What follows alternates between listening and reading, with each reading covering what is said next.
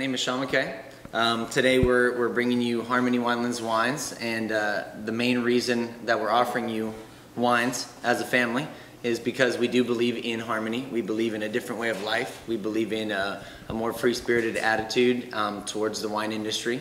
There is a lot of fun things going on out here in Lodi, and I think the wine industry is leading the way in bringing that fun and trying to create harmony in a cool place to live.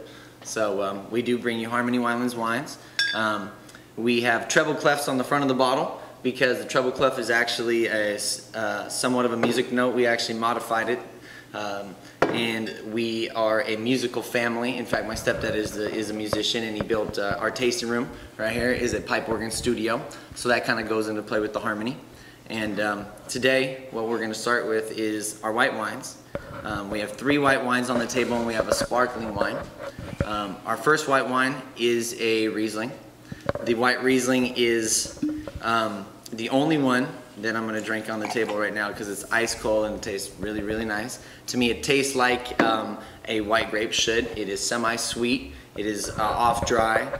Stylistically, the Riesling is a very sweet grape. Naturally, it's German or from that region. And in California, when it grows, of course, it doesn't snow here, so we do have a more mild Riesling grape, and you can make it nice and off-dry to exemplify just kind of a more conservative taste bud. So we do produce a nice off-dry Riesling. This is actually a damaged label. We'll show you how pretty it can look. Right here. Oh yeah. And we actually just moved to screw caps too. And we're going to see what kind of heat we can get into with the screw caps because we have the traditional corked wine, and we do that because we've always had an option, of course, to do such a thing, and being more traditionalist naturally in the wine industry, we always did corks, but the screw cap's kind of nice and it's convenient, and with white wine it wouldn't really matter too much. So next year's vintage is going to have a screw cap, slightly different. So I'll drink some of this real quick. Now when I drink the Riesling, I look for the same thing I look in all white wines. I look for white grape juice. A lot of people talk about white wines and they mention apples and pineapples and cool things like that. The one thing that unifies white grapes is the white grape juice flavor. And honestly, it's in every single white wine, whether you put an American or French barrel or Sur Lees, aging it on the sediment on the lees, or whether you do a steel tank, very dry or citric. It's all coming from this natural, beautiful white grape flavor. And the white grape juice has a different flavor. We knew that from when we were drinking grape juice when we were kids. White grape juice doesn't taste like red grape juice. It's totally different. Red grape juice has a lot more texture and tannins in it naturally. So we move down the line real quick. We have a Chardonnay. Now this is exemplary of a Lodi Chardonnay. Lodi is very hot, so the Chardonnay grows well here. You can age Chardonnay in a barrel and make it in a very creamy, smooth, soft, more balanced way. We do ours in a steel tank, very bright.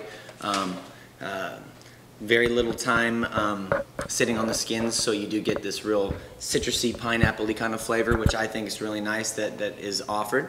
That Chardonnay doesn't get enough attention for, tasting really good by itself. So one of those grapes that tastes awesome on its own. Then our third white wine is a rosé, and the rosé is coming back. This is actually a dry California-style rosé, and the neat thing about a good rosé is that it's actually made of a free-run blend juice of all of our red wines, unlike a white Zinfandel or something that is pre-harvested and crushed and not any time on the skins. This one actually spends a little time on the skins, and it is a blend of, say, each 1 ton crush we do off all our red wines. So we kind of make a more concentrated red wine while we make a more fruit-driven, a little spicier white wine or rosé, and we do it semi-dry or off-dry, just so it's just not, you know, a blush, a sweet wine that everyone can drink in a box. And this is something you have to age a little bit in a barrel, and it takes a little bit of time. And that's our white wine lineup. And the last thing we have to offer is a sparkling wine, and we'll just offer that because everyone likes good sparkling. And our sparkling wine is made from a cool grape that's getting not enough attention. It's called the French Colombar grape. So the French Colombar.